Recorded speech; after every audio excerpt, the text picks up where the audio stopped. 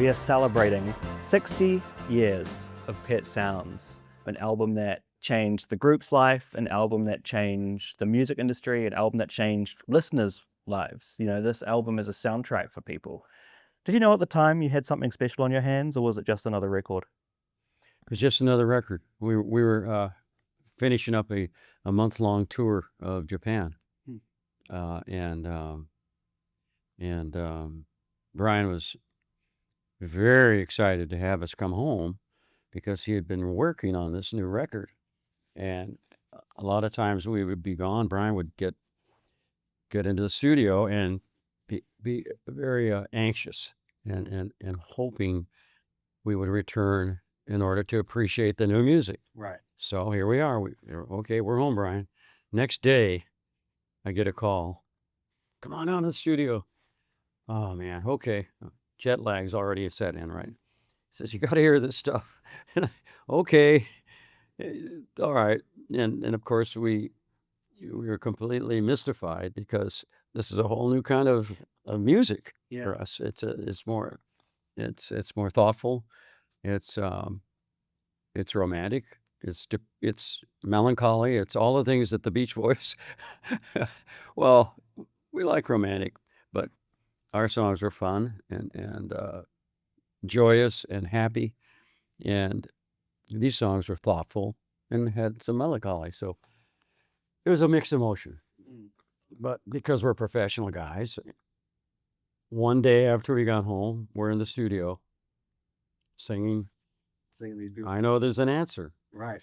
Or She Still Believes in. I mean, so many things to do that it took us about 3 to 6 months to finish it. Wow. Okay. Yeah, it was a very big project. We knew it was something unique and different because usually in the past you'd have a record that was very successful, a single record. I went to number one. It was there for a couple of weeks or more, and an act would go in and record a bunch of songs to go with it and get an album out to take advantage of the LP sales because of the success of that 45 record.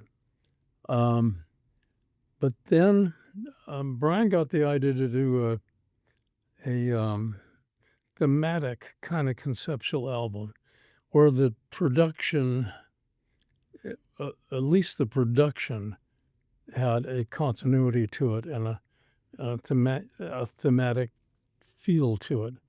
And that's what we did with the Pet Sounds album. I just shut up. I didn't talk. I just did whatever Brian told me to do because I knew this was the album. I'm not saying this is the album that's going to sell billions of copies. I just knew artistically this was, I was lucky enough to be included, and this was the album of my life. I was an A&R man. You know what that is? At Columbia Records, they hired me for my ears.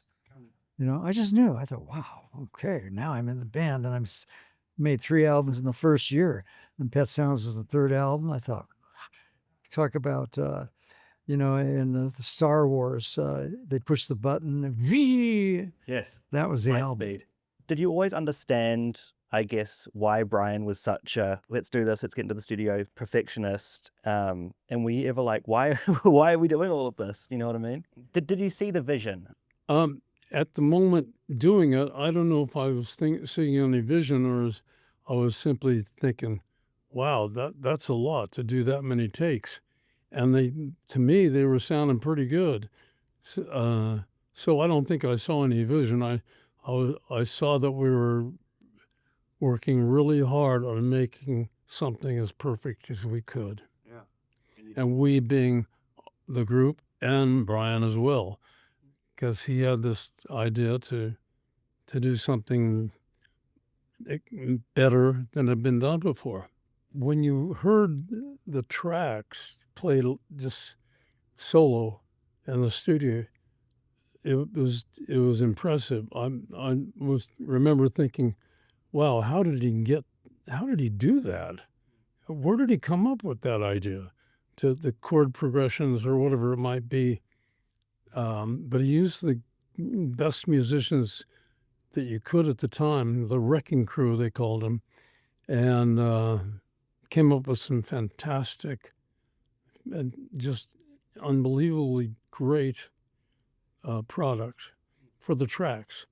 Then it was our job to, as the live group, coming back and being part of the studio group, to do the vocals. So Carl did a beautiful job on God Only Knows, and we all did our thing on the album, and particularly in the harmonies, we got together and we focused fiercely on the harmonies. In fact, my cousin Brian had us do one section of Wouldn't It Be Nice, maybe more than 25 times. I said, Brian, that sounded great. He said, no, do it again. And I started calling him dog ears because dogs are said to hear ranges that are higher and lower or whatever than human beings. So I call him dog ears just as a nickname. But I also call him the Stalin of the studio because he was like, a dictator when it came in the way he was in the studio at that time.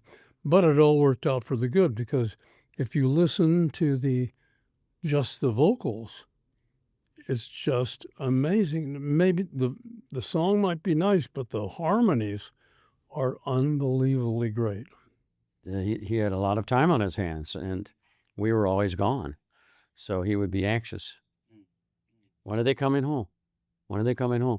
Oh, tomorrow, Brian. Oh, then so when are they coming home? It would be going on. So, yeah,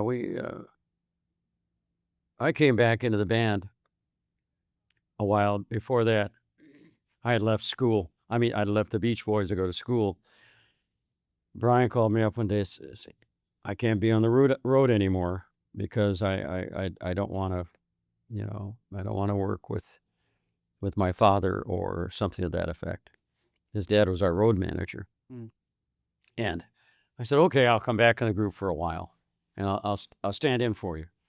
Well, he never came back. I mean, I stayed in the band after that and gave him a chance to be home in the studio. So I was his outlet. It was probably the best thing that could have happened, though, Yeah. for the group. Yeah, in a for way. him and For for the group. him, and Exactly. these songs wouldn't be these songs. Exactly. It gave him an opportunity to be himself. Right. Not a Beach Boy, Right. but in that term, in that sense, although he did later on reappear with us when David Marks left the band. So he was on and off and on and off, but by the time Pet Sounds came around, he was changing his entire musical attitude, and we had to adapt. What do you think that was? Was it the late 60s? What do you think that shift was there? Was it, we've done too much of the same thing? Was it the other music that was coming out at the time? Was it a mix of everything? Don't know. He met a songwriter, a lyricist, that's it, who I think helped him complete this new music that gave him a way to, I think as he put it, express his soul. Yeah. It was also lyrically driven, so a little bit of both. Right. I think things happened at the same time.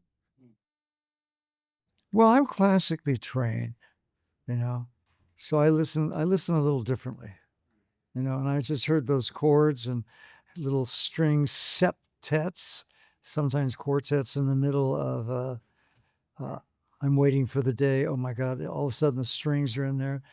And Brian just shoved everybody, like in the 60s, they would put 20 people in a phone booth, in college, university.